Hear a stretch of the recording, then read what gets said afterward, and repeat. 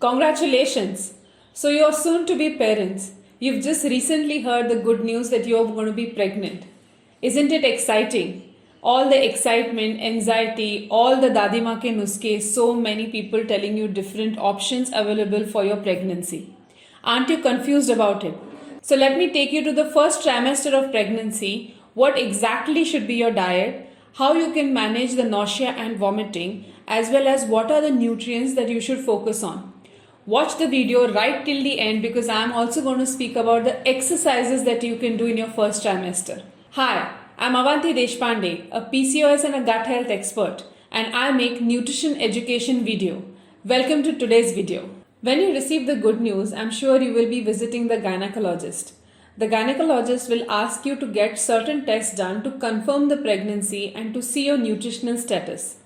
Along with the test, I recommend as a nutritionist that you also insist that a B12 and a D3 test is done along with the other test so that your nutritional deficiencies are well taken care of. The gynecologist will start with Folvite tablet or any folic acid tablet which is generally taken in the first trimester of pregnancy. The other nutritional supplements are usually started at the second trimester. What your focus should be in the first trimester is that you maintain the weight that you have already pre-pregnancy and see that you do not start your weight gain for the 3 months of pregnancy. The whole idea for the first trimester is to see that the pregnancy is sustained and it is having a favorable environment so that the pregnancy is taken in a healthy way to the second and the third trimester. So that is why it is very important that you focus on maintaining your weight as well as you need to focus on these nutrients to see that your pregnancy is healthy throughout the 9 months. Protein is the first nutrient which you must be focusing on in your first trimester. The protein requirement for the first trimester is almost equivalent to the pre-pregnancy requirement of your protein. Usually the protein requirement is calculated upon the kgs of body weight. 1 gram of protein per kg body weight is ideally considered. So if you start your pregnancy with a healthy weight, usually 60 to 70 grams of protein is what is required in the first trimester.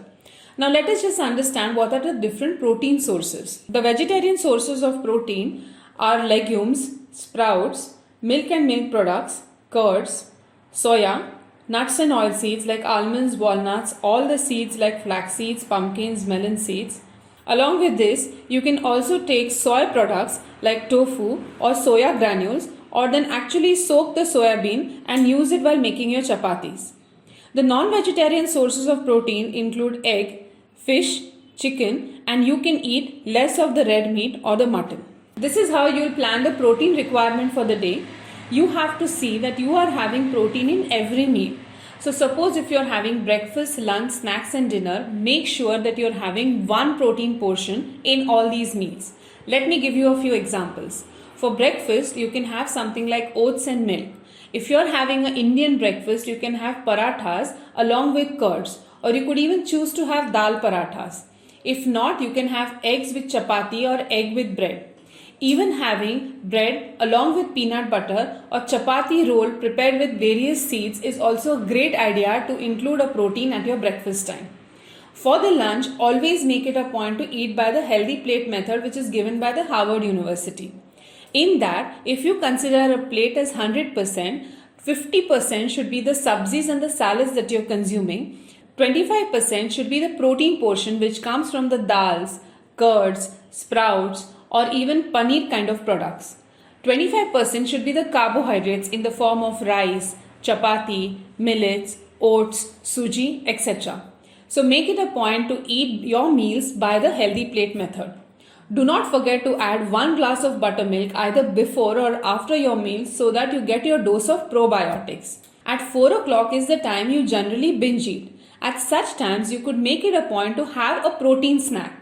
Whatever I suggested in the breakfast, like having toast with a peanut butter or having a fistful of almonds and walnuts or simply making a sprout chart and having it at that point in time or even having dal chilas is a great idea to get a protein at that point in time. If you do not want to eat anything at 4 p.m., you could simply have a cup of milk and you could add your favorite additive into it. Dinner should also be similar to your lunchtime just make it a point to see that the protein portion of the dinner is a slightly higher as compared to lunch also, and the carbohydrates are a little less as compared to lunch. In dinner also, you will generally eat by the healthy plate method, the similar fashion that you will eat at the lunch time. Just at the dinner time, make it a point to have the protein portion slightly higher than the carbs.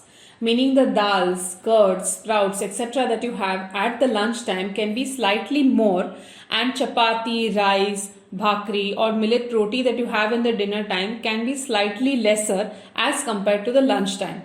Do not forget to add ghee in your diet at the lunch time as well as the dinner time. So you could have about 1 teaspoon of ghee throughout the day. That will help you to keep your pregnancy very healthy. Do not forget to have at least one fruit in the day, because that will give you the vitamins and the minerals, as well as it will give you a good prebiotic in the day. During the first trimester, usually a lot of women experience nausea and vomiting in the morning. So this is one thing that you could do to avoid the nausea and vomiting. See that you start your day on a dry snack. Do not start your day by having a glass of water, but you can start having a dry snack, and even if you wish to have tea, you can have it after having the dry snack. That way you will feel less nauseated and you will not feel like throwing up, which generally happens in the first trimester. What is the kind of exercise that you should be following in the first trimester? Usually, if you are exercising before pregnancy, you can continue with the same exercise and the same intensity. But if you're not exercising at all, do not suddenly indulge into heavy exercise in the first trimester at least. Light walking for about 20 minutes to half an hour is recommended if you're doing no exercise at all in the beginning. But if you are doing an exercise in the beginning, you could follow the same routine. Just be careful that you're not exerting yourself. Hope you like this video. If you have any queries, you could put it in the comments section and I will have it answered for you. Stay tuned and subscribe to my channel. I'll be coming up with a video soon talking about the second trimester of pregnancy and the nutrition do's and don'ts. Stay safe, stay healthy. Take care.